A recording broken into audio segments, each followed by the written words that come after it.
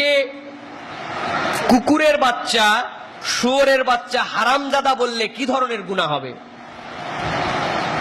প্রিয় ভাইরা, খুব কঠিন প্রশ্ন, উচ্চারণ করা কঠিন, যে আপনাদের জন্য বোঝা যেন সহজ হয় এই জন্য তারপর উচ্চারণ করলাম। প্রিয় ভাইরা, মানুষ কতটুকু নিচে নেমে যেতে পারলে, মানুষের মানবিক অবক্ষয় কতটুকু হতে পারলে যে মানুষ মানুষকে এই সকল অশালীন কথা বলে গালি দেয়, আবার অশালীন সম্বোধন করে ডাকও দেয়।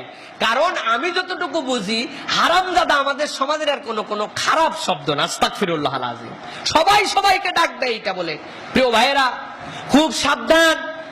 আল্লাহ রাসূল বলছেন, আল্লাহ রাব্বুল আলামিন হাদিসে কুদসি নাযিল করেছেন আল্লাহ রাসূলের প্রতি, যেই হাদিসটা কল আল্লাহু বলে শুরু করা হয়েছে। আল্লাহ রাব্বুল আলামিন হাদিসে কুদসি দিয়েছেন, কি বলছেন আল্লাহ? আল্লাহ রাসূলকে বলছেন, হে রাসূল, আপনি জানিয়ে দেন, যারা দুনিয়ার বুকে মানুষকে কুকুরের বাচ্চা সম্বোধন করবে, কিয়ামতের দিনে আল্লাহ রাব্বুল আলামিন তাকে কুকুরের রূপ দান করবেন। নাউযুবিল্লাহি মিন যালিক। বলা হবে, তুমি এই মানুষ তো মানুষের বাচ্চা ছিল, আশরাফুল মাখলুকাত ছিল, সৃষ্টির সর্বোত্তম ছিল, তুমি তাকে কেন এই কথা বলেছিলে? আজকে তোমাকে সেই রূপ দিয়ে জাহান্নামে পাঠিয়ে দেওয়া হবে। হাদিসে কুদসি। প্রিয় ভাইয়েরা, আর আমি সেখানে কুকুর তো দূরের কথা, আরো স্টেপ বের করে তার জন্মের ঠিক নাই আমি সার্টিফিকেট দিচ্ছি, তাহলে কিরকম আমাদের জন্য সাজা হতে পারে? সুতরাং প্রিয় ভাইয়েরা, রমজানের মধ্যে একটা ভালো প্রশ্ন আপনাদের কাছে বলবো, মুখে গালি দিবেন না, গালির ত্যাগ বন্ধ করতে হবে। আপনারা রাজি আছেন? কারা কারা রাজি আছেন হাত উঁচু করেন।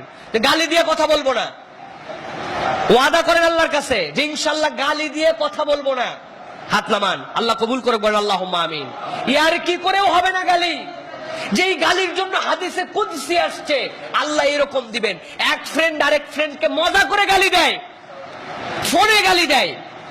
প্রিয় ভাইয়েরা, আল্লাহ আমাদেরকে হেফাজত করুক। সুতরাং কি পরিমাণ যে আযাব হবে এটা জানি না, আমি যেইটুকু জানতাম হাদিসে কুদসি থেকে আপনাকে জানালাম।